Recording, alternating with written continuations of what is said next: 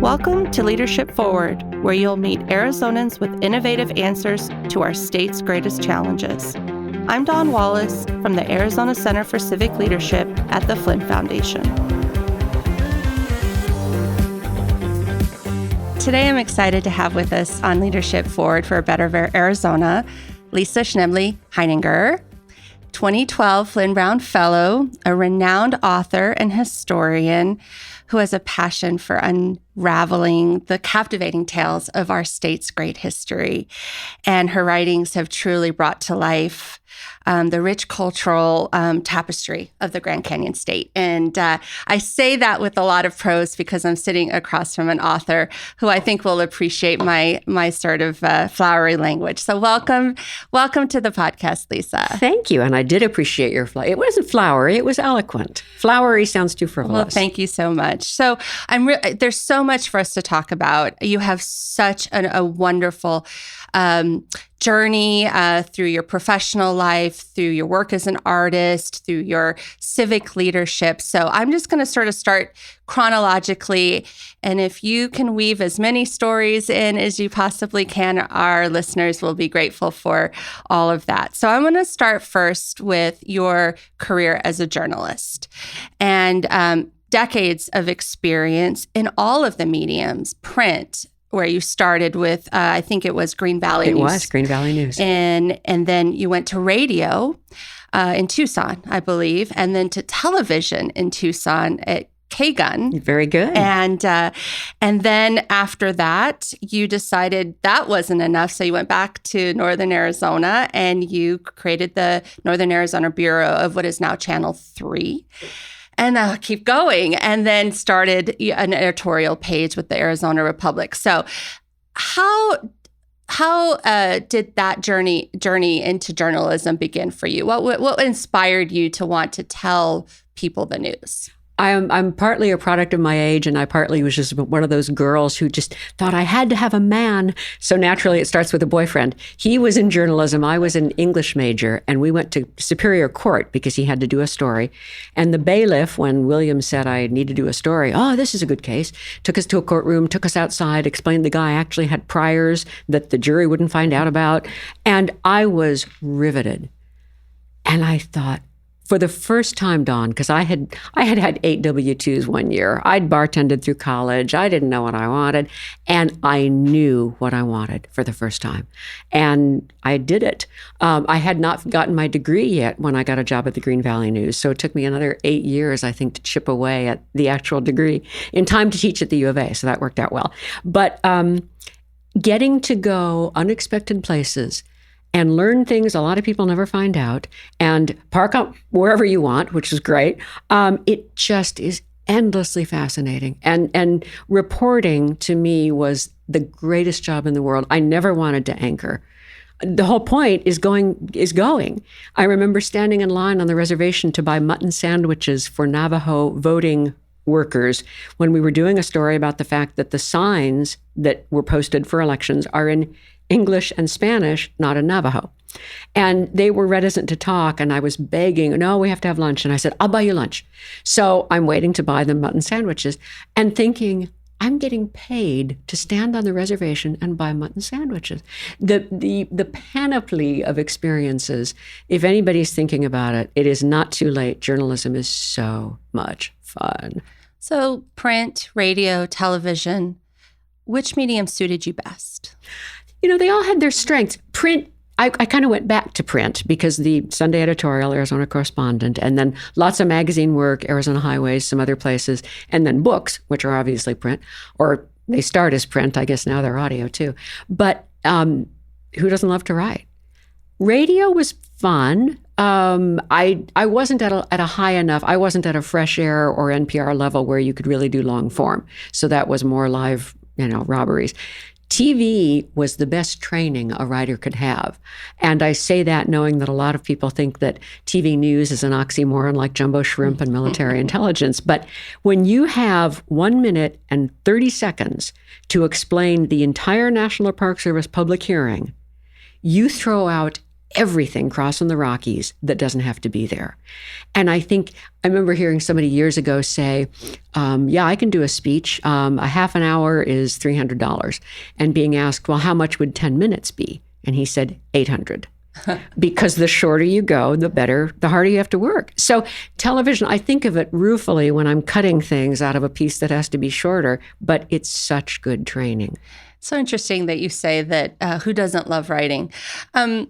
I think a lot of people don't like writing. You're right. And I'll tell you, I love, when I write, I love what I end up with, but the process is painful, Lisa. I mean, it's tough because you're dissecting every word. You want to make sure your message. So to your point that it's harder to write for, 10 minutes than it is 30 minutes, I think that comes with, the thoughtfulness around how you want to get your message and the words and being clear and concise. So just for everyone listening. But you're right. And actually, one very quick tip for people who don't like to write, because I used to do a lot of school visits. And I got this from Bob Early at Highways. And he would say, when you're just sitting around, look and describe something. That light cover is as puffy as a dandelion. The tweed is the color of old chalk. And he said, if you write a sentence every day, a superfluous sentence, you are carving your neural channels that write more deeply. One sentence a day is going to make you a more comfortable writer. So if anybody's interested. Well, that's great advice. Well, since you did have those decades of experience and you did a lot of interviews, can I ask you to relate a story about maybe the toughest interview you had? I mean, it's too easy for me to ask you your favorite one. Tell me about your toughest one. Actually, I'm not sure who was toughest. There were a few, but can I tell you two favorite lines? Yes. One was when Governor Evan Meekum was, the walls were starting to close in. People were very discontent, and it was the first time at an event that he had a flying V of security detail, DPS agents kind of trying to push us out of the way. And Carolyn Warner had just announced that were he to be impeached, she would run again. So John Lineberger, my photog, and I are keeping up with Ev as he's leaving. And he had already been in there and said, every day I wake up and say, isn't it great to be alive? Isn't things great in Arizona? And I thought, isn't things great in Arizona? Okay, well, whatever. So in this particular Q&A, you hear me say, Governor Meekum, your thoughts on Carolyn Warner saying she would run again? I have no thoughts. And you hear me say, no thoughts? And he says, no thoughts. And I thought, I will never get a better soundbite than that, ever. And I don't think I ever did. There were so many interesting interviews. Ricky Bible, a death row inmate who had been in jail long enough to be apparently drug-free and used an obscenity and apologized instantly. Pardon me, ma'am. And it was such an interesting juxtaposition of you killed Jennifer Wilson in cold blood, but now you're clean and sober and apologizing for the curse word.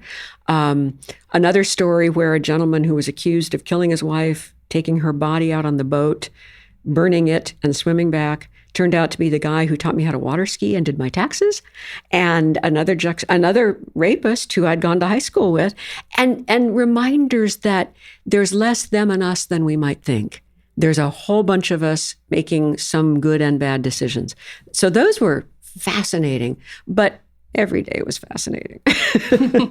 Well, so let's transition then to your really amazing career that's still to this day, because we're going to talk about the books you have in the pipeline.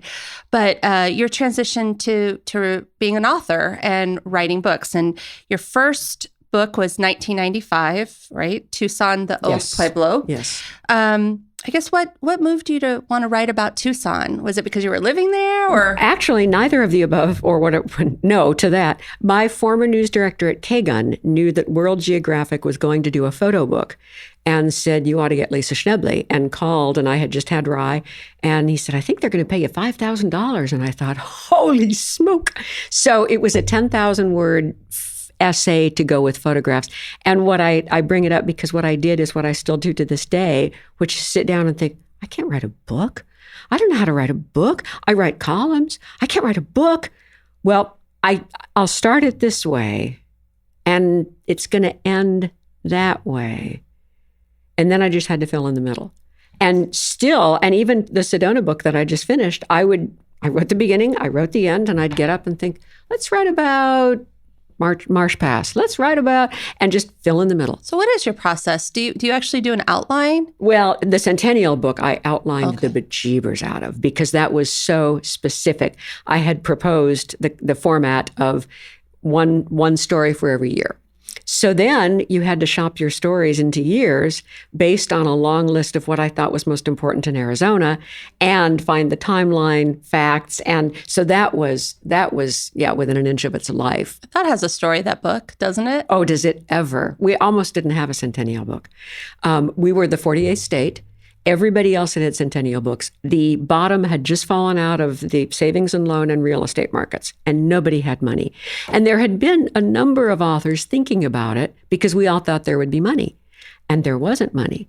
And everybody else, maybe wisely, gave up, but I couldn't let it go. And so I pitched it to Win Holden at Highways, and he took it, and he did a pitch packet, and he couldn't get sponsors, and he had to give it back to me on March 4th. And March 4th is the most inspirational date of the year. March 4th, set out, which just seemed like a bitter irony. But Karen Churchard with Centennial said, well, give this guy a call. He left a card, Mike Roswell Bookbinding or something. And I almost didn't. I thought, I am sick of having my heart broken. But I met with Roswell, and it turned out his partner was the older brother of a kid I had in high school geometry. And I met with him at O'Neill Printing, Tony Narducci. And he was intrigued but reluctant. And I said, look, I've done almost all the work. If you'll publish this, I will not take a penny until everybody has recouped their investment. Nothing. Don't have to pay me. If you don't recoup it, that's okay. But we've got to have a Centennial book.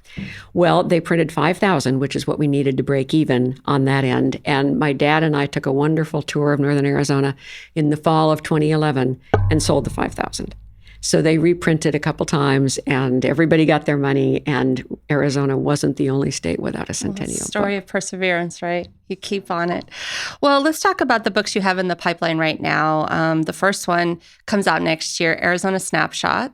Actually, that will probably be the second because the Arizona, and I don't know its final title, but it's a history of land acquisition in Arizona. I learned a ton doing the research for that. One of my favorite facts is that so there are various roads across Arizona. The Beal Wagon Road is the southernmost. And I was doing research on it, and it was the Mormon battalion who were coming across anyway. But just in a throwaway line, one of the guides had been on a previous expedition. It was Sacagawea's son, Jean-Baptiste Charbonneau, I believe was his name. And I thought, okay, I went through public school here. We all know who Sacagawea is. Why don't they teach us that in Arizona schools, for crying out loud? So it's in the land book, but it's one of those things that you think, we're missing stuff, folks. And yet it's also an amazing feeling to think, I get to tell people something they may not know. Well, Lisa, I think that's an idea for a new book. I mean, geared towards young people is the history of Arizona that they may not get, not because anyone doesn't want to teach it, but we sort of have these standards and people check them off, and these are these sort of unique pieces of our history. I would buy that. Okay, now you're a state capitol person. So the seal with the miner on it, do you know where the miner came from? No. C.S. Fly, the very famous tombstone photographer, and I got this from somebody else, took a picture of a miner who was so blitzed that he was convinced he could run faster than a horse and made a big bet on it and lost. And the C.S. Fly was there and thought, well, that's a kind of a fun story. Took this guy's picture.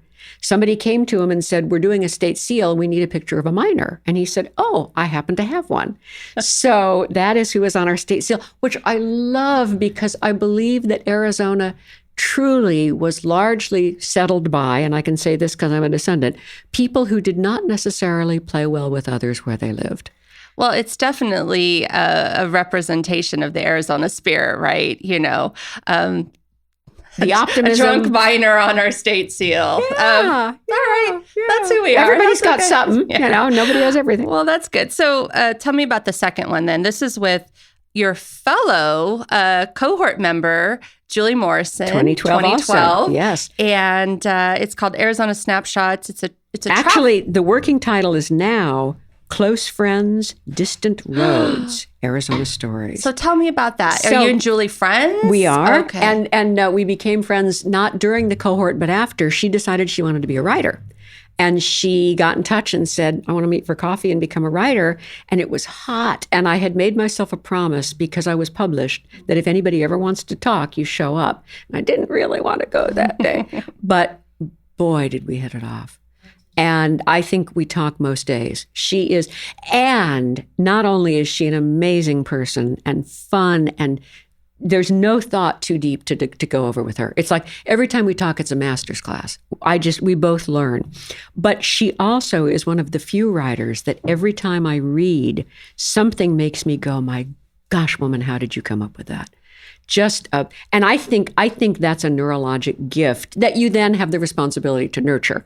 But she just has it. So she came up one day and said, hey, we're both third generation Arizonans. We both like to travel. Let's go around and I'll write poems and you can write text and take pictures. And I thought, well, nobody will buy that, but yeah, that'd be fun. And so we did. And 38 subjects later, we pitched it to U of A Press and they said, yes. So we are over the moon. Well, I have to tell you, that's every girl's dream, is to get her best friend and go travel and take a road trip. It's very Oprah Gale kind of a thing. Absolutely. Take pictures and then have it turn into and be memorialized in this way. It's such a gift to then pass on to next generation. So I'm a little jealous and maybe a little inspired to grab my friend and say, hey, let's road trip and take some pictures and talk about it. And, share stories. I'm sure that, as you did this with her, is a wonderful way to bond and cement friendship. But that is very interesting because, having a collaborator, a co-author, that's not the first time you have. You wrote Calling Arizona Home with Fred Duvall. Regent Fred Duvall. Yeah. Tell me, what is the process of writing a book with someone else? Is it different than having your own sort of control? Do you have to give? Do you have to agree to disagree, or what? How does that work? It took me years to source this, but one of my favorite quotes is F. Scott Fitzgerald, who said, "It is the mark of an intelligent man," because it was the 20s, and he said man, "to hold contradictory thoughts simultaneously." And I think that collaboration is both better and worse, because you're right. If it's your book, you're the CEO, nobody messes with anything, at least till it gets to editing.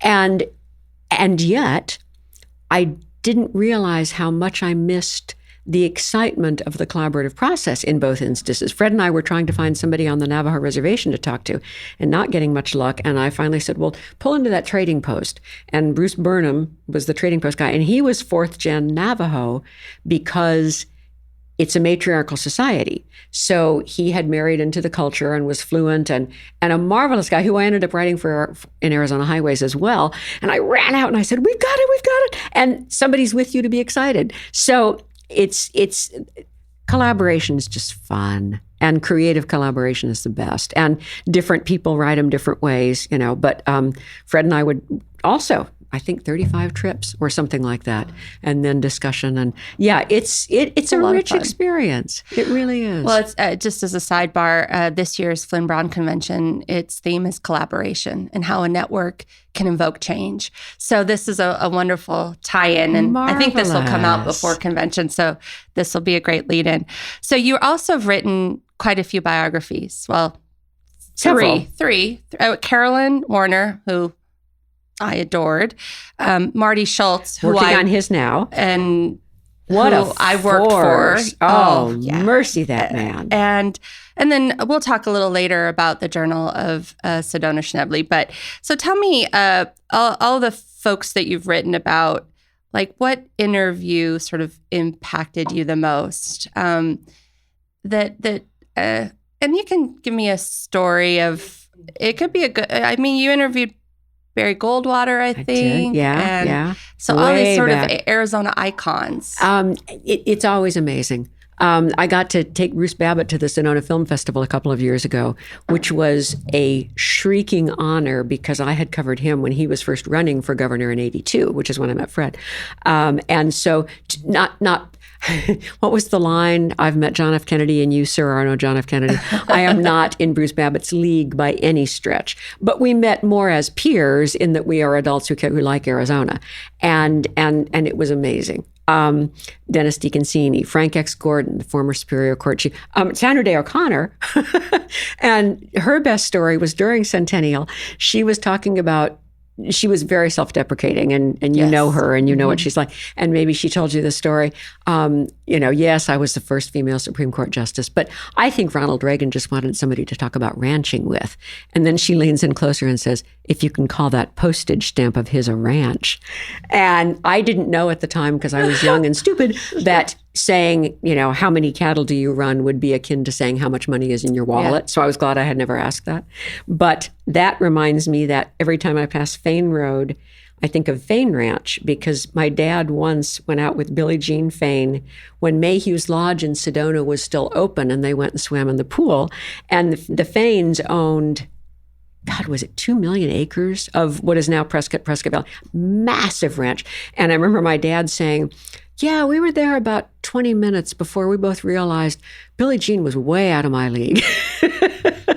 Well, and one of the most iconic women in Arizona history is Polly Rosenbaum. God, do you have any stories about her? Do you know? I don't think I do. She was peppery, and I don't mean to be at all patronizing. She was a fierce, small person. And passionate, although that does remind me of a Rose Mofford story. And I actually still have my Rose Mofford watch. I got one for Christmas. And God bless her. She and I'm trying to think of her husband's name. God, Mofford. It was a nickname. It wasn't Dusty. Anyway, they wanted to adopt a child. And they were told they were too old because she was 35. And isn't that, aren't we lucky to live now? I mean... Yeah, I often think that, our young women of today, they don't realize the degree of we've come.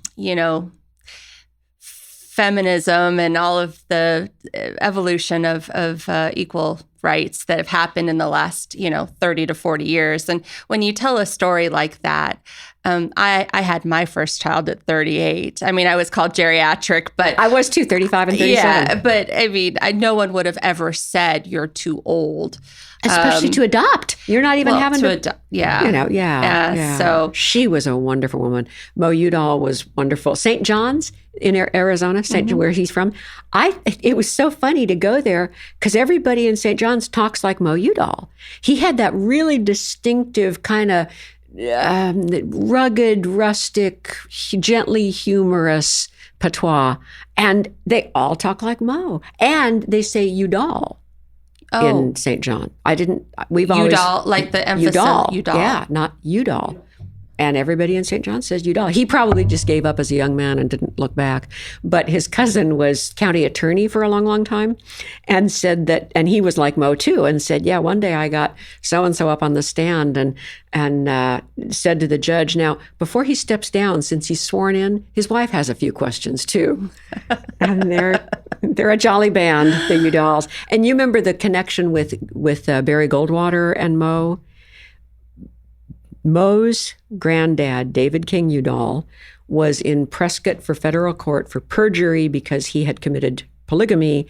And Barry's uncle, Barron, I believe it was Barron, met and was impressed by David King Udall and defended him free, gratis.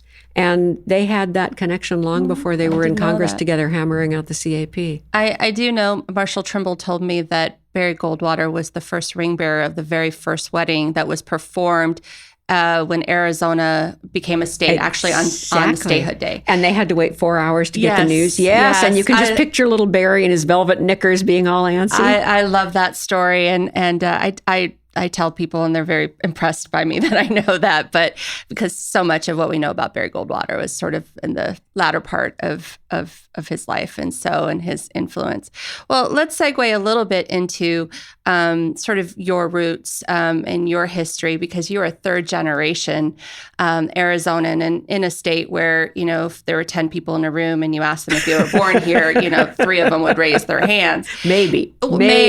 And that's not a statement for or against, but what is really nice is when you meet someone who has that history in their family. It's lovely because these stories, the storytelling aspect. And so I wanted to ask you, like, you worked on the Journal of Sedona Schnebly, which is the biography of your grandmother. My great-grandma. Your great-grandma, for whom the town of Sedona correct was named.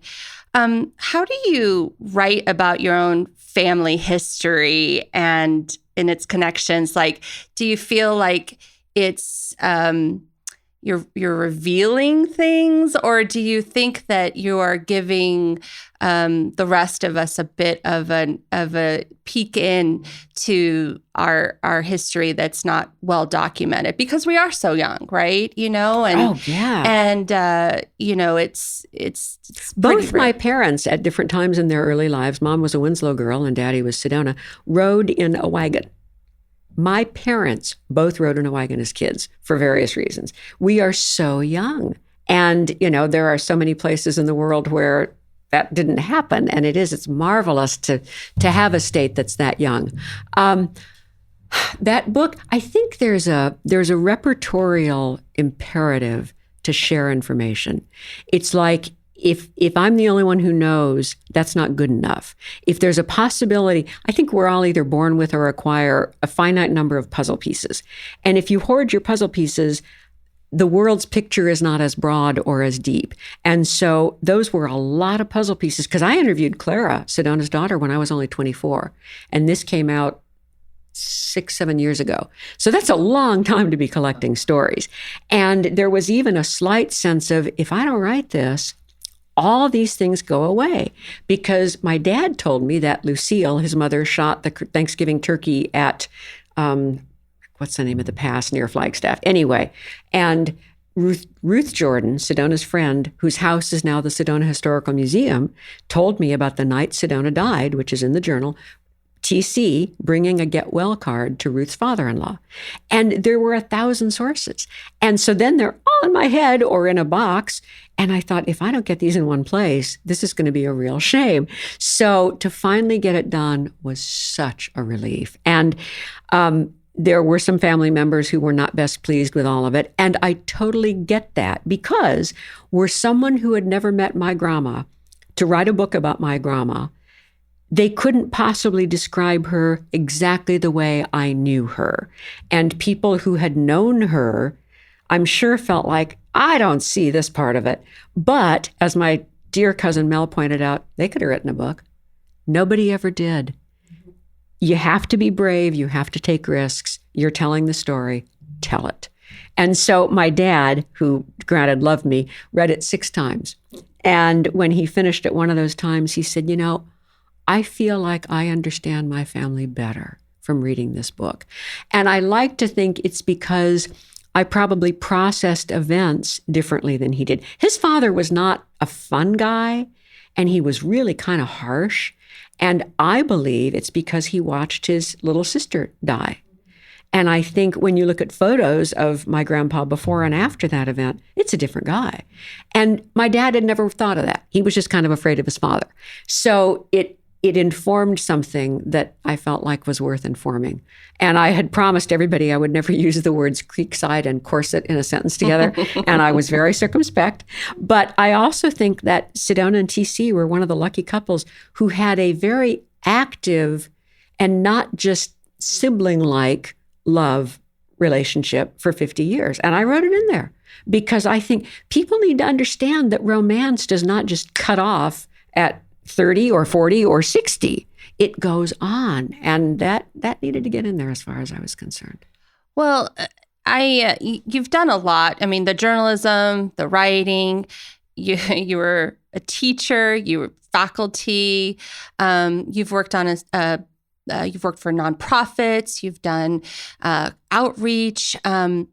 So let's talk about what more you want to get done. I would love to talk about what more I want to get done. Tell me what's going to get done. And then kind of tell me also too, Flinn-Brown is a big part of, when I look at people's resumes, I'm always really excited when I see that they put Flinn-Brown as a accomplishment or something of that nature. And you do that, and it's in your resume. So absolutely. I know that it has value to you, not only the initial, education through the academy, but then the network. So as you talk about this, can you just continue to weave in that theme of collaboration? Because I do think that when we try to get things done, it's just more than just us, right? And Flinn-Brown is amazing. And they do that with really no skin in the game and just the hope that we're going to deliver. And that is... And you've delivered, well, Lisa. I'm still hoping to deliver. You know what's funny about that? Check the box on that. I've talked to so many people fellow fellows, when we read the description of our peers, all think, what on earth am I doing in this group? Look what these people have done. So at our opening reception at the University Club, I walked up to everybody I met and said, when I read this, I kept thinking, how on earth did I get in? And every one of them said, I did too. And I think I thought that was kind of engaging. I still, and Flinn-Brown really ignited this in me more than anything else had. I used to cover the swearings in the legislature. But when I took Flinn-Brown, I thought, I have got to get into the legislature, because when Dennis DeConcini and Sandra Day O'Connor were in the legislature from opposite parties, they worked together. And when Burton Barr was the Republican House Speaker and Bruce Babbitt was the governor, they worked together. And we are, I hope, at the end of the pendulum swing of partisan divide. And my dream is to get elected, either house, I don't care, and sponsor a bill with every single other member of that house. Because one of our speakers, I think it was Bob Booker from Arizona Commission of the Arts, told a story about becoming rug buddies with a very conservative legislator who everybody said, don't waste your time, he'll never care about you. But somehow Bob had mentioned Afghan war rugs, and this guy collected Afghan war rugs, and they worked together. And I thought, there's always an Afghan war rug. You just have to look hard enough to find where you and this person have something in common. So if you had only, I think, 3 or 4 people in the legislature who agreed, we are going to talk everything across the aisles, you could do that. And I think that would be so powerful, not just for Arizona, but for everybody, to see that it is still worth trying. And that's something I really do want to do, maybe when things cool off just a little bit. One of the things I would love to do, because education is so important. And I think it's easy for a lot of us to go, I don't know, it's overwhelming. I can't change the salary structure. Marty Schultz has worked on reducing the number of districts. Ken Bennett, I just talked about this. I worked with him on that. I was his staffer under Janet. Yes. Oh my well, I actually gosh. worked at the legislature, and there was a commission that was created, the school redistricting commission. Yes. And I was assigned to be a staffer, so I followed him everywhere and took notes and helped him. So he's a particular talk about a force for good. Oh, well, and now his kids are mad because he could be making a fortune as a consultant, but he just shows up everywhere. Yeah. Everything is volunteer. He just wants to keep making the state better. That's wonderful. Yeah. I'm so glad to hear that. Love I think I'm seeing him tomorrow. And Ken Bennett, another, favorite and important. So anyway, education. I want to start, or find somebody else to start, doesn't have to be me, a nonprofit, because we idolize celebrities, sports celebrities, entertainment, music, they are the royalty of our country. They are the coin of our realm. And if somebody had signed some massive contract with the NFL, and I thought, so you go to that guy and you say, would you give just 1% of your salary this year to the teacher who had the biggest impact on your life? And who's going to say no? I bet both of you could tell me what teacher, or maybe there were 2 or 3. I have 2 or 3. And you have a huge event, and the teacher comes and he hands him the check, and they hug each other, and probably somebody cries. And then as you get a little more traction, you move on. And then when you go to Taylor Swift and say, she's already heard of you by then. Teachers are the starter. They're the flint. They're how we become able to actually do something. They take whatever raw gift or interest we have, and they're the sourdough starter. And if I could make this work and people realize, oh my gosh, Bruce Springsteen had a favorite teacher who whatever, it all helps your impression of teachers. When I started in education policy, teacher pay was an issue, and worked hard on that. But as the years have evolved, it's not just about pay anymore, Lisa. It's about the stature of the profession and whether teachers feel valued by society in a way that 100 years ago, they didn't have to compete with the NBA player or the Taylor Swifts.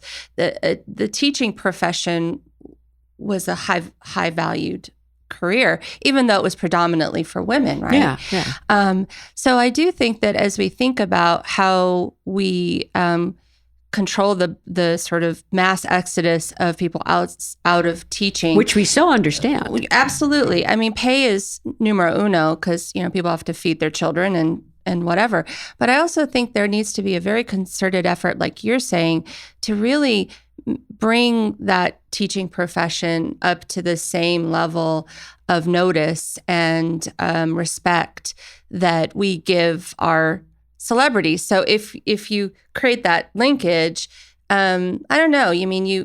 It's one teacher at a time, but maybe over time it'll because everybody's seeing this little thing in a 45-second news brief. Yeah. So today, Mick Jagger, and it can't help but register. Yeah. And I think there's also a universality and recognizability to, that reminds me of Mrs. Lackey, Mr. Mangelsdorf, whoever, So fingers crossed, maybe somebody can run with this one. What else you got? What else do you want to do? I want to turn the historic high school in Winslow into a hotel because Alan Affelt at La Posada sees a desperate need. And I actually got as far as getting the contractor to line out how that could work. And he said, you can put in 65 rooms. So I'm thinking, okay, historic high school hotel. And what I want to do is call it the Arizona Academy, somehow raise the money, and maybe even just, I don't know how. But with 65 rooms, 65 Arizonans could submit their story of their teacher. And Mr. Carlton was journalism, and Mrs. White was home ec, and then the ones selected, the teacher gets a huge plaque. The person whose teacher was selected gets to write about why they mattered, goes in copper, never comes out of the room. Then the room gets the sports office or the geometry or the whatever, look. And I looked at quilts and blackboards. And I mean, this could be, and then the teacher's lounge as you walk in is where you have your social hour in the morning because it's still right there by the, on the right side of the main door. And it would just be marvelous because a lot of people love boutique hotels and they want to kind of what's the bird list, the life list. I stayed in this room. Oh, so the bucket list. A bucket list, yes. So that's something I really want to see happen. And another thing that would be fun, if I can do it, is figure out a way to individualize charitable giving. Because through a series of events, years ago, I ended up sponsoring a little girl in Kenya, finding out she actually wasn't getting the money. I had gotten her a phone and we were able to communicate. So now her mother has a bank account in the nearby town of Archer's Post, and I Western Union Eunice money, and she makes beadwork. And their lives have progressed because I don't send much, but in Kenya, it's a fortune. And friends of mine have helped us get Collins, her brother, through med school. But I wouldn't just send money to Kenya. I send money to Tinio and Eunice and Collins and Stacy and Maximilian. How do we get to the people who need the money here and connect them to somebody who wants to be invested in the student or the couple or the just released inmate? And that's a whole, don't get me started on inmates, although Flagstaff has an amazing inmate program that we should all be copying, where it's like when you can't leave Small World without going through the gift shop. You can't leave Coconino County Jail without going through the room where there are prosecutors and bicycles and medical care and dental care and glasses and good shoes. And it's got to be the should gold talk standard. To Mayor Daggett. She's Flinn-Brown. I should talk to Mayor Daggett. Well, they already do it right. So yeah, we need to tell everybody about Mayor Daggett. As a matter of fact, we were supposed to have lunch because it's such an amazing program. And a lot of people could follow that because nobody deserves a better shot than an inmate. And almost nobody has a worse one. You know who else? Sarah Douthit is the chief probation officer up in Coconino County, and she works with me every year on Academy when we talk about criminal justice. And it's really their focus up there is about helping folks come out of second chance, but to do it in a way that is, prevents recidivism by preparing are incarcerated to be contributing members of the community. And they want to be. Yeah, Sheriff Driscoll. I first met him when he was little Jimmy Driscoll. He was a raw recruit with the Coconino County when I started with Channel 3's Northern Arizona Bureau. And now he's this amazing sheriff and one of the best guys on the planet. And more graciousness and more humanity and more respect for people than almost anybody you'll meet. I just love Sheriff Driscoll. Well, I have super enjoyed this conversation with you, Lisa. It's gone by so fast, and I think we probably could have talked more. It's just been really interesting to hear about your journey and all the wonderful things you've done to contribute to our state's history. Not nearly enough. Well, yet. I mean, in Not terms nearly. of, I think the measure of every society are its storytellers. If we have people who continue to tell our stories to the next generation, I think we're richer for it. Our children are richer for it. And I think that we probably don't make the mistakes of our ancestors. We at least have the option of not making them, well, we don't have choices, yes, because we know. And Arizona is just so rich with those stories. And so I want to thank you so much. Oh, and at some point you've got to have somebody come in and interview you because you clearly have so many. And if I were you, I'd be thinking, I have one, and not get to say it. So if you'd like a volunteer, I volunteer to come in and interview you because there's a lot there. Well, thank you. I kind of prefer to sit on this side and try to muddle my way through interviewing, but I love running the program. I will say this: I don't know anyone else who has a job where they walk into work every day and they have in their Rolodex access to 437 amazing people who have done so much. And I wish that I could catalog their individual impacts and put it together as a collection and share it with the world, because I think that people would realize that, this program has hit critical mass in terms of, being in every policy area, being in every nook and cranny of the state. We have artists, doctors, lawyers, politicians, water moms, experts, dads. Yeah. So this is a joy for me to be able to sit and interview someone and learn so much about the world I live in today. Well, I think you're wonderful at it, and I appreciate the time. Thank you. I didn't pay you to say that, but No, so I you did appreciate not. it. All right. Well, thank you so much for being on the podcast. My honor.